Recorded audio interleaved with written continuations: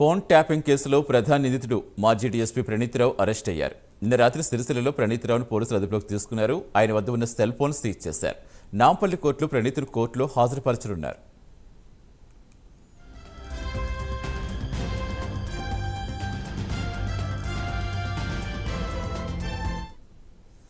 పూర్తి వివరాలు ఇచ్చేందుకు మా కరెస్పాండెంట్ నితిన్ జాయిన్ అవుతున్నారు. నితిన్, సో ప్రణీత్రావు వ్యవహారం ఎంత అచ్చరేపిందో మనం చూస్తూనే ఉన్నాం. ఇప్పుడు తాజాగా ఈ రోజు ఎన్ని గంటలకు కోర్టులో హాజరుపరచబోతున్నారు పోలీసులు? ఏం జరిగే అవకాశం ఉంది?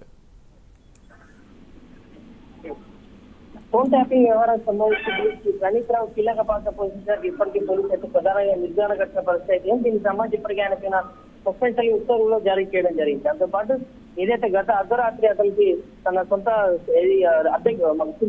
రాజేంద్ర సిరిసిల్ల జిల్లాలో తన అద్దెకి ఉంటున్న ఒక ఇంట్లో అండ్ పోలీసులు హ్యాండ్ ఓవర్ చేసుకోవడం జరిగింది. అయితే దీనికి సంబంధించి ముందు రోజు ఏదైతే సోమవారం నుంచి అతను కరీంనగర్ జిల్లా వ్యాప్తంగా కానీ హైదరాబాద్ లో కానీ ఆల్రెడీ అదుపులోకి తీసుకున్నారు. గతంలోనే కరీంనగర్ లోని అపార్ట్మెంట్ లో అదుపులోకి తీసుకున్నారని పుకార్లు అయితే జరిగిన పరిస్థితి ఉంది. దాంతో పాటు అయితే హైదరాబాద్ చేసిన 2 స్పెషల్ టీమ్స్ ఏదైతున్నారో పోలీసు వాళ్ళు అధికారులంతా కూడా రాత్రి మంగళవారం రోజు రాత్రి వీళ్ళు అదుపులోకి తీసుకున్న పరిస్థితి అయితే ఉంది. అయితే అదుపులోకి తీసుకున్న అనంతరం హైదరాబాద్ తీసుకెళ్లారని చెప్తున్నారు. ఇప్పటికీ దీనికి సంబంధించి ఈ రోజు ఉదయం 11 గంటలకు వారిని కోర్టులో హాజరుపరచనున్నట్టు కూడా తెలిసింది.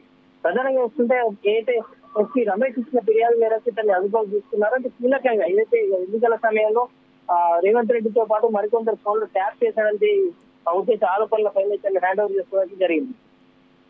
Right, thank you Nitin.